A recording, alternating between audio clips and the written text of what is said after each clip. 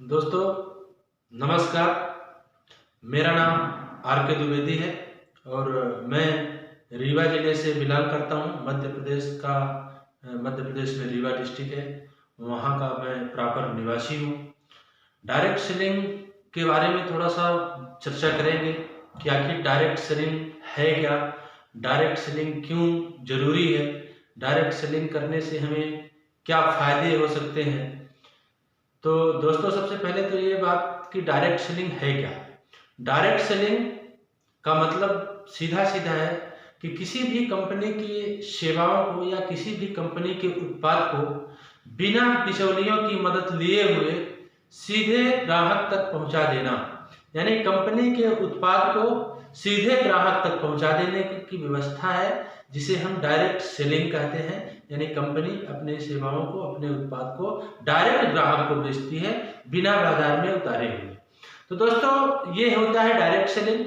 आइए जानते हैं कि अभी तक, क्योंकि डायरेक्ट सेलिंग को समझने से पहले हमें ट्रेडिशनल मार्केट को जानना होगा, ट्रेडिशनल मार्केट की हमें जानकारी लेनी होगी। ट्रेडिशनल मार्केट में क्या होता है, थोड़ा सा इसकी चर्चा करेंगे। ट्रेडिशनल मार्केट में ये होता है कि ट्रेडिशनल मार्केट में जब हम एक ग्राहक होते हैं, मान लीजिए कि हम यहाँ पर कस्टमर हैं, हम यहाँ कस्टमर होते हैं। ट्रेडिशनल मार्केट में हम यहाँ कस्टमर होते हैं। जब हमें कोई भी वस्तु लेनी होती है, जब हमें कोई भी सामान लेना होता है, तो हम अपने पास की जो रिटेलर की दुकान होती है यहाँ पर जाते हैं। जब हमें कोई सामान लेना होता है तो हम रिटेलर के पास जाते हैं और अपना सामान वहां से परचेस करते हैं और अपना पैसा दिए घर चले आए। लेकिन रिटेलर क्या सामान को बनाता है? नहीं, रिटेलर भी किसी न किसी से सामान लेके आता है। तो जिससे रिटेलर सामान लेके आता है वो आपके शहर का बड़ा व्यापारी होता है, जिसे हम होलसेलर कहते हैं। उसके पास ज्यादा थोक में सामान होता है, उसी से रिटेलर सामान को लेके आता है। अब ये होलसेलर क्या करता है? होलसेलर भी क्योंकि सामान को बनाता नहीं है, ये डिस्ट्रीब्यूटर के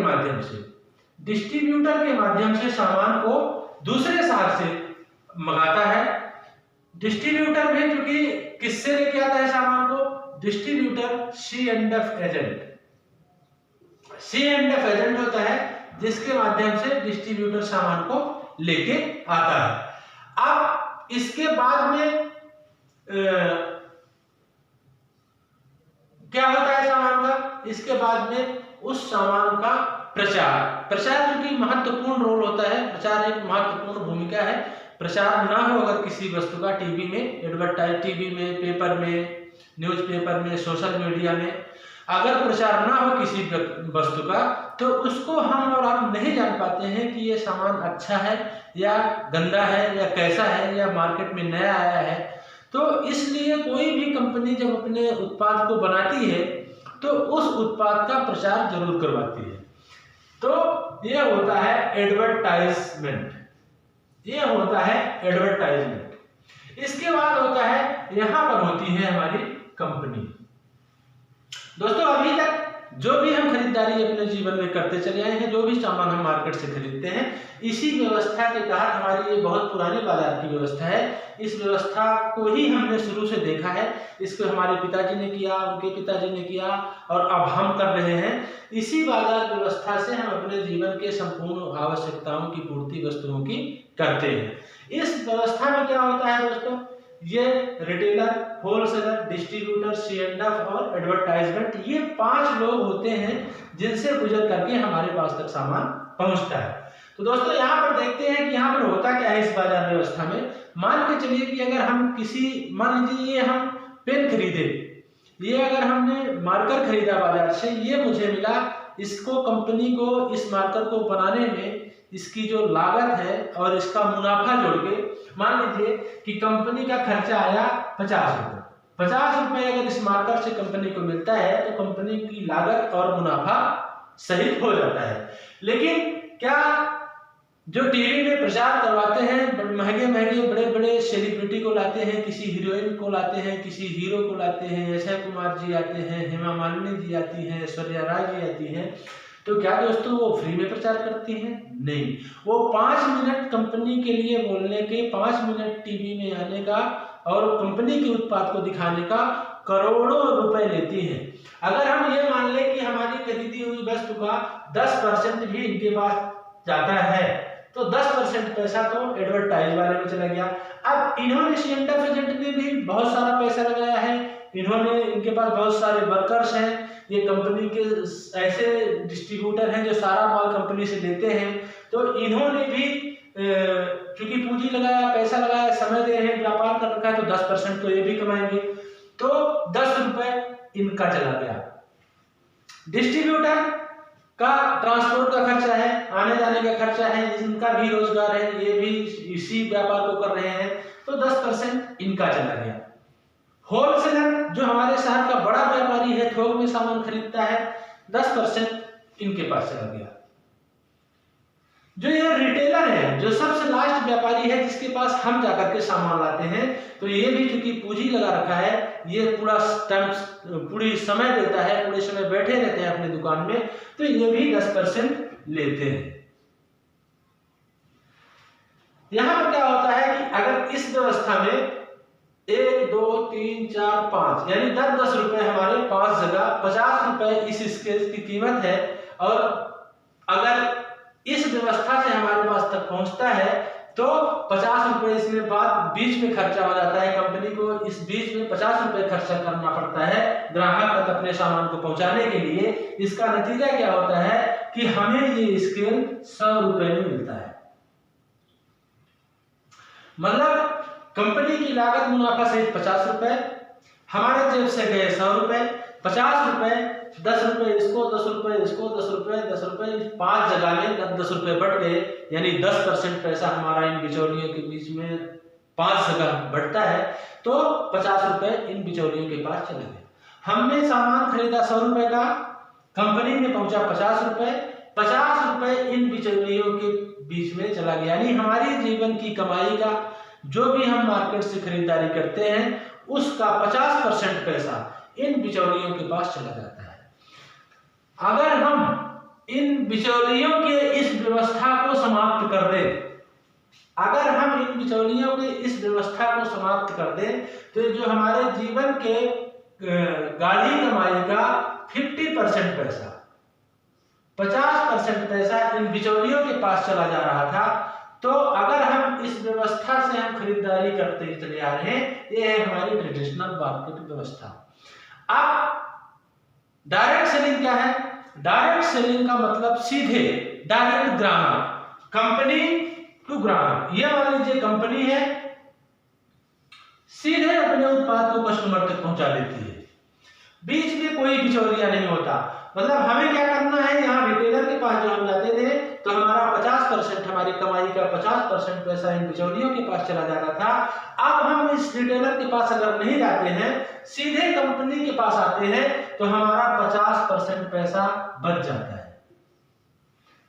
ये 50% पैसा जो इन बिचौलियों के बीच में चला जाता था, ये 50% पैसा हमारा बच जाता है। और ये 50% पैसा जो बचता है, तो कंपनी क्या करती है कि कंपनी 5%, चूंकि कंपनी अपने सिस्टम से दुकान चलाती है हर शहर में, तो 5% पैसा कंपनी का जो है कंपनी के दुकान को चलाने में खर्चा होता है। ये कंपनी की दुकान होती है, पीयूसी, बंडरवर्ड, कुछ भी आप इसे कह सकते हैं, पीयूसी, बंडरवर्ड या डिस्प्ले वॉल, तो ये कंपनी की दुकान होती है। इसको चलाने में कंपनी का 5% पैसा खर्चा होता है। लेकिन जो 45% पैसा बचता है, वो 45% पैसा कंपनी आपके खाते में वापस कर देती है। यानी अगर ट्रेडिशनल मार्केट आप लोग छोड़ देते हैं, डायरेक्ट सेलिंग में आ जाते हैं, तो आपके जीवन के कमाई का 45% पैसा आपके खाते में रिटर्न होकर के आ जाता है। ये है दोस्तों डायरेक्ट सेलिंग। अब डायरेक्ट सेलिंग के कुछ और फायदे हैं, अगर आप इसको और जानना चाहेंगे तो इसके फायदे क्या हैं कि जैसे ही आप डायरेक्ट सेलिंग में जुड़ जाते हैं, पहला फायदा ये होता है कि डायरेक्ट सेलिंग में जुड़ते ही आपको 10 से 20% आपके द्वारा खरीदी हुई वस्तु का 10 से 20% तुरंत काउंटर डिस्काउंट हो जाता है। दूसरा फायदा यह है कि आपको पक्का बिल मिल जाता है। तीसरा फायदा यह होता है कि आपको शुद्धता की गारंटी हो जाती है। क्यों? इस माध्यम से अगर हम खरीदारी करते हैं तो हमारे सामान को खरीदने में 5 लोग बैठे हैं, बिचौलिए हैं। ये बिचौलिए मिलावटखोरी कर सकते हैं, हमें सही उत्पाद नहीं देते, मिलावटखोरी करते हैं। लेकिन यहाँ पर सीधे कंपनी है, बीच में कोई बिचौलिया नहीं है। कंपनी से डायरेक्ट आप ग्राहक होते हैं और आप एक केवाईसी बनवाते हैं तो आपका डायरेक्ट आप कंपनी से जुड़ जाते हैं। तो जब कोई बिचौलिया नहीं तो यहाँ पर कालाबाजारी नहीं होती, तो यहाँ पर शुद्धता की गारंटी होती है। दोस्तों, यहाँ पर रॉयल्टी जैसी इनकम भी मिलती है। तो हमारा कहने का मतलब कि यहाँ पर अगर हम इस बाजार व्यवस्था को मात्र बदल देते हैं तो अपने जीवन के कमाई का 45% पैसा हम बचा लेते हैं। और दोस्तों, यहाँ से एक बहुत बड़ा रोजगार भी जनरेट होता है, जो कि अगर हम किसी भी लोगों को, जैसे हमने यहाँ से खरीदारी की, अगर हमने अपने किसी दूसरे साथी को ये बात बताई तो यहाँ पर हमारा ये 45% पैसा जो है तो वो एक बिजनेस के रूप में बढ़ने लगता है।